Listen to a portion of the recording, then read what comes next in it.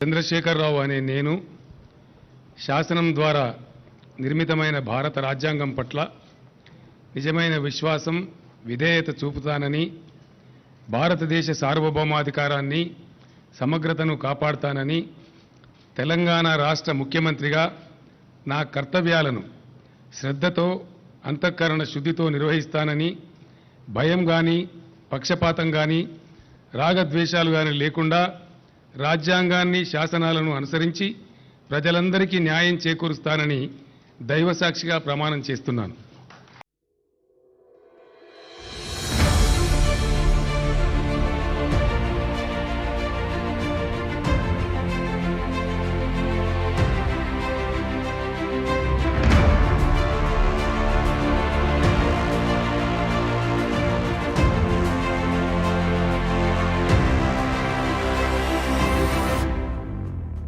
तेलंगाना राष्ट्रीय समिति की हुकूमत के चंद्रशेखर राव की क़यादत में एक टर्म मुकम्मिल की, उसके बाद दूसरा टर्म का पहला साल आज मुकम्मिल हो रहा है। आइए हम इस सिलसिले में रियासती भारतीय जनता पार्टी के सदर डॉक्टर के लक्ष्मण से बात करते हैं। डॉक्टर साहब, ये बोलिए, टीआरएस के जो सेकंड टर्म है उसका फर्स्ट ईयर कम्प्लीट रहा, ये एक साल के अंदर ये हुकूमत ने कितने अवाम के तवक्कुत को पूरा किया और डेवलपमेंट कहाँ तक हुआ और वेलफेयर के ऊपर कहाँ तक काम हुआ? केसीआर साहब दूसरी बार चुनाव के अंदर टीआरएस पार्टी को वोट देने के लिए जो लोगों के बीच में गया, लोगों को इतने भरोसा दिलाया कि अनएम्प्लॉयमेंट अलाउंस दिलाएंगे और किसान का खर्च मुक्त माफ़ करेंगे और रैतु बंधु का नाम जो स्कीम है उसको भी लागू करेंगे। ऐसा स्कीम ऐलान करने के बावजूद और चुनाव के अंदर चंद्रबाबू को फिर एक बार तेलंगाना पे कब्जा करने के लिए आ रहे कांग्रेस से मिलके फिर तेलंगाना को ये कब्जा करने के लिए आ रहे, ये जो लोगों में भाव पैदा किया, लोगों ने फिर टीआरएस को दोबारा चुना। मगर एक साल होने के बाद देखे तो केसीआर का ग्राफ इतना गिर गया कि आज एक साल के अंदर इंटरमीडिएट के बच्चे लगभग 27 लोग खुदकुशी करे सरकार के गफलत के कारण। बाद में आरटीसी एम्प्लॉयज़ 50,000 जो एम्प्लॉयज़ है उनके फैमिलीज़ पूरे रोड पे आ गए। उसके अलावा आप किस मुद्दे पर तेलंगाना हासिल करें, अब बोले पानी हो या एम्प्लॉयमेंट हो, और अपना तेलंगाना का जो बजट है ये आंध्रा के हुकूमत में अपने पैसे खा जा रहे, ये नारा था आपका। ये तीनों का मुद्दे अगर ले लिया तो आज एम्प्लॉयमेंट जैसे कि वैसी है। मैं जब एमएलए था, असेंबली में जब क्वेश्चन करा तो एक साल के अंदर 1,12,000 नौकरियां फिल करते बोले, 20,000 भी आज तक नहीं हुआ, 6 साल हो गया। आज एम्प्लॉयमेंट नहीं देने से सेकंड टाइम जब इलेक्शन को गए तो बताया कि अनएम्प्लॉयमेंट अलाउंस दिलाएंगे, आज तक वो जारी नहीं हुआ। और किसान का कर्जा माफ़ करते बोले, उसका बात ही जिक्र नहीं कर रहे। अभी रैतु बंधु नाम के ऊपर जो किसान के लिए जो मदद दिए थे पहली बार चुनाव के पहले, चुनाव के बाद आज पूरा भूल गए। 5 या 10 एकड़ लोगों को, थोड़े लोगों को देकर आज देखे। आज मैं आंगनवाड़ी एक सेंटर गया था, वहाँ के लोग बोल रहे, बस्ती वाले बोल रहे, 1 महीने से ना दूध है ना अंडा है, बच्चे बिगड़ जा रहे हैं। और ऐसी स्कीम्स, कल्याण लक्ष्मी, शादी मुबारक, अच्छे 6 महीने हो गए, साल हो गया, शादी होने के बाद बच्चा पैदा होने के बाद अब उनको शादी मुबारक देते हैं बोल के, या कल्याण। आज सैलरीज टाइम पे नहीं दे सक रहे।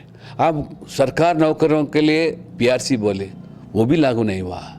आज पूरे इतना यू टर्न ले लिए, बात पलट गया और ग्राफ इतना नीचे हो गया कि केसीआर को क्या समझे, दूसरी बार हम सत्ता में लाए तो क्या निकला। इसलिए केसीआर साहब सेक्रेटरी आते नहीं, मंत्री से एमएलए से मिलते हैं, लोगों से तो मिलने का मुमकिन ही है। कभी बोलो फार्म हाउस में हो, प्रगति भवन में हो। और इतना ये परिवार वाल पार्टी बन गया और इतना करप्शन हो गया। 30,000 करोड़ का प्रोजेक्ट आज 80,000 करोड़ बोल रहे, लाख करोड़ बोल रहे। ये पैसा पूरा कहाँ गए? आज 3 लाख करोड़ कब्जा में तेलंगाना। जो तेलंगाना जब हासिल हुआ, जब बताया था कि सरप्लस बजट था, आज डेफिसिट इतना हो गया 3 लाख करोड़ हो गया। इसके वजह से केसीआर के वजह से आज लोग तड़प रहे। इसलिए कितना कम बोले, 1 साल के अंदर इतना सभी, आज किसान हो या छात्र हो, नौजवान हो, महिला हो, आज लॉ एंड ऑर्डर का प्रॉब्लम देखो कितने, देखो आज दिशा का इंसिडेंट हो या मानसा हो या समता हो, या आप सरकार किसके लिए चलाना चाह रहे? आज क्या है, शराब। आज जो सरकार को 80,000 करोड़ जो स्टेट की तरफ से आपका जो इनकम है, उसमें लगभग 25% 20,000 करोड़ सिर्फ शराब से आप कमा रहे। ये लोगों के जान से आप खिलवाड़ कर रहे। ये शराब बंद, ऐसा कम से कम आप बाजू स्टेट देखो, आंध्र प्रदेश, हम तो टोटल प्रोविजन के बारे में छोड़ो, कम से कम आज देखो हैदराबाद हो, Telangana, club culture, pub culture, एक ड्रग्स, नारकोटिक्स, क्या बनाना चाह रहे हैं तेलंगाना को? तेलंगाना का आज नौजवान इतना बिगड़ गए, जहाँ भी देखो शराब की दुकान, सुबह से लेकर आधी रात तक शराब के, आज परमिट रूम के नाम पर। तो आज पूरा तेलंगाना तबाह हो गया। हर गांव में देखो बेल्ट शॉप। इसलिए भारतीय जनता पार्टी मुद्दों को लेकर हम लड़ रहे। 1 साल के अंदर इतना ग्राफ गिर गया, केसीआर को न बोल सकते। डॉक्टर साहब, ये कि स्टेट गवर्नमेंट का एलिगेशन है कि हम फंड्स इसलिए आपके लोन हासिल कर रहे हैं क्योंकि सेंट्रल गवर्नमेंट जो हमारे शेयर देना है वो शेयर नहीं दे रहा है, इसी वजह से हम अगर लोन लेना पड़ा ताकि रियासत को डेवलप किया जा सके। मैं सीधा सवाल करना चाहूँ आपके दरिया, मुख्यमंत्री का जो गांव है, मुख्यमंत्री के जो गांव के अंदर जो डेवलपमेंट्स हुआ, सेंट्रल से कितना फंड मिला, आपके स्टेट की तरफ से कितना मिला? मेरा ख्याल से चिंतामण का जो गांव है, वो गांव के अंदर लगभग 40 लाख सेंट्रल से फंड आए, तो 4 लाख रुपए ज़्यादा से ज़्यादा स्टेट से दिया गया। आज 14th फाइनेंस कमीशन के नाते हर गांव को पैसा मिल रहा मोदी जी सरकार की तरफ से, मगर आप स्टेट सरकार क्या कर रहे हैं आप? इसलिए आज सेंट्रल से जो शेयर आना था, शेयर ज़रूर आ रहा है, मगर आप जो रेवेन्यू आप जो बनाना था वो नहीं बना सके। सिर्फ शराब के ऊपर ही आप जिम्मेदार ज़्यादा डिपेंड हो रहे, इसलिए स्टेट पूरा बर्बाद हो गया, लोग तबाह हो गए। आज जहाँ भी देखो लॉ एंड ऑर्डर प्रॉब्लम, जिधर भी देखो आज नौजवान आज बेरोजगार, और कीम इतना दाम बढ़ाते जा रहे हैं कि कुछ कंट्रोल ही नहीं। कोई मिनिस्टर उसका जवाबीदार नहीं है। अब मिनिस्टर तो बोलता है सीएम से बात करो, हर चीज़ को सीएम से बात करो, नाम के वास्ते मिनिस्टर है, हर चीज़ हम सीएम ही देखते हैं। इसलिए लोग तबाह हो गए 1 साल के अंदर।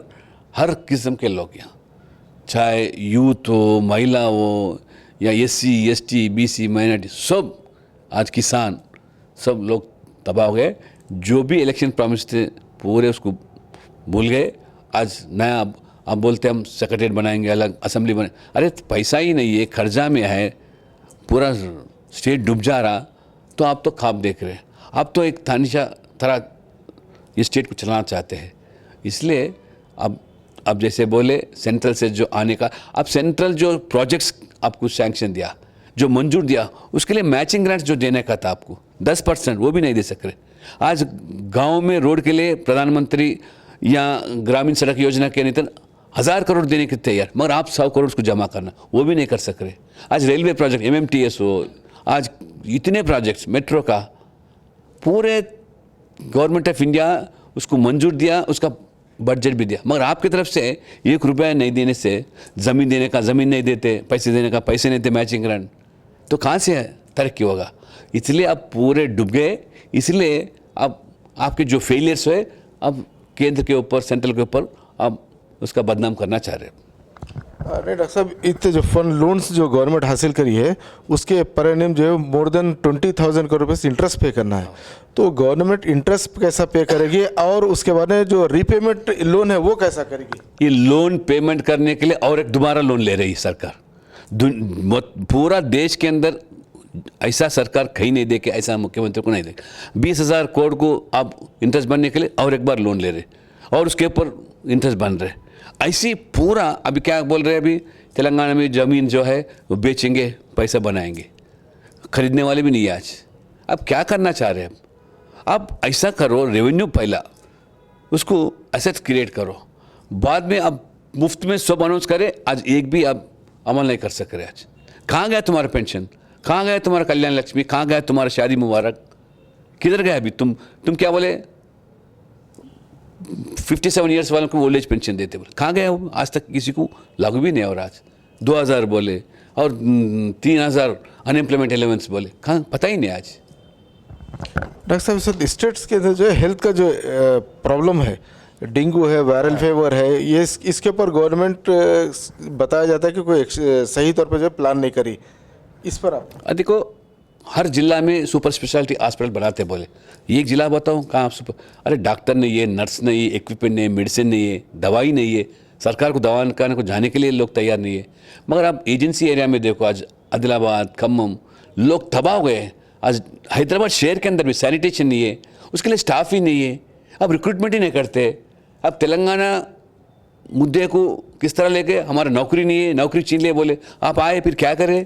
कितने लोगों को नौकरी दिए? लाखों नौकरियां। आज तुम बोले कम से कम आज 3 लाख तेलंगाना बनने के बाद लगभग 50,000 लोग आज टीचर्स पर रिटायर हो गए और सरकारी कर्मचारी रिटायर हो गए। क्यों भर्ती नहीं करते? टीचर भर्ती नहीं करते, प्रोफेसर भर्ती नहीं करते, आज सैनिटेशन स्टाफ भर्ती नहीं करते। कहीं भी देखो आज पूरा वैकेंसी वैकेंसी वैकेंसी। इसलिए एक बार सब रजिस्ट्रार के ऊपर, एक बार रेवेन्यू ऑफिसर के ऊपर, एक बार तहसीलदार के ऊपर ऐसा बदलाव करना चाहते। ये ऐसे गुमराह करके लोगों को 6 साल तक बीत गए। आने वाले दिन में बड़ी मुश्किल है केसीआर साहब को सरकार चलाना। अभी बातों से नहीं चलेगा। लोग जो भी पूछना चाह रहे उसको दबाते रहते, कोई स्ट्राइक करा उसको कुचलना चाहते हैं। आने वाले दिनों में तेलंगाना वाले बहुत होशियार है, आज ज़रूर आपको सबक सिखाएंगे। इस तरह नहीं चलेगा तानाशाही का सरकार। ये डेमोक्रेसी है, ज़रूर लोगों का सुनना है, सुन के अपने हिसाब से नहीं, लोगों के हिसाब से आपको सरकार चलाना है। वो अगर नहीं होता तो लोग आपको ज़रूर सबक ज़रूर सिखाएंगे।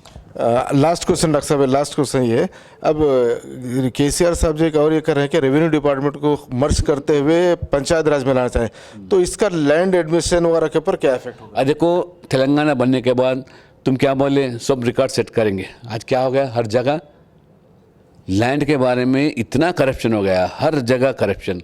पैसे नहीं दिए तो आपके नाम पर लैंड नहीं रहेगा। आज लैंड, आज सर अगर दर्द है तो उसके लिए दवा रखो, नहीं तो उसके लिए इल्ज़ाम, उसके लिए जिंदा थर्मस रखो, अमृतांजन रखो, मगर सारी काट देंगे बोले तो कैसा? दोनों को मिलाएंगे, ये करेंगे वो करेंगे, ये तमाशा है क्या? इसीलिए आज सरकार के नौकर भी कोई भी खुशी नहीं है। इसलिए सीएम साहब को बदलना पड़ेगा, लोगों के हिसाब से चलाना पड़ेगा। घर में बैठकर आप जो नक्शा बना रहे वो लोगों के लिए, हित के लिए नहीं, आपके हित के लिए, आपका फैमिली के हित के लिए ये लोग मान रहे। इतना करप्शन हो गया और इतना फैमिली सेंट्रिक रूल हो गया, तबाह हुए। इसलिए अब लोग ज़रूर एक बदलाव चाह रहे। आने वाले दिनों में लोग ज़रूर बदलाव की ओर जाएंगे, ये मेरा उम्मीद है। बीजेपी इसको क्या करेगी? इसके बारे में जो गवर्नमेंट के अपोज करने के लिए कोई स्टेप ले रही है? ज़रूर ऐसे मुद्दे को लेकर बीजेपी हम आंदोलन छेड़ेंगे। जिस तरह आज इंटरमीडिएट का करे, आरटीसी का करे, आज शराब के लिए किस तरह करे, आने वाले दिनों में छात्रों के लिए फीस के लिए, फी रिएम्बर्समेंट के लिए, स्कॉलरशिप के लिए और अनएम्प्लॉयमेंट के लिए, सब मुद्दे को लेकर लोगों के बीच में जाएंगे, लड़ेंगे, दबाव डालेंगे लोगों के साथ। और ज़रूर मुझे उम्मीद है लोग आज बीजेपी को और देख रहे हैं। लोगों को विश्वास पैदा हो गया कि बीजेपी अकेले ही लड़ सकती थी। कांग्रेस वो मिली जुली सरकार के जैसा काम कर रहे, कांग्रेस तो वो मिलाकत हो गया टीआरएस के साथ। इसीलिए लोग आज बीजेपी की ओर से देख रहे। ज़रूर तेलंगाना में भारतीय जनता पार्टी सरकार बनाने के लिए लोगों को मुद्दा को लेकर टीआरएस के ऊपर हम आंदोलन छेड़ेंगे, लगातार उसके खिलाफ लड़ेंगे हम।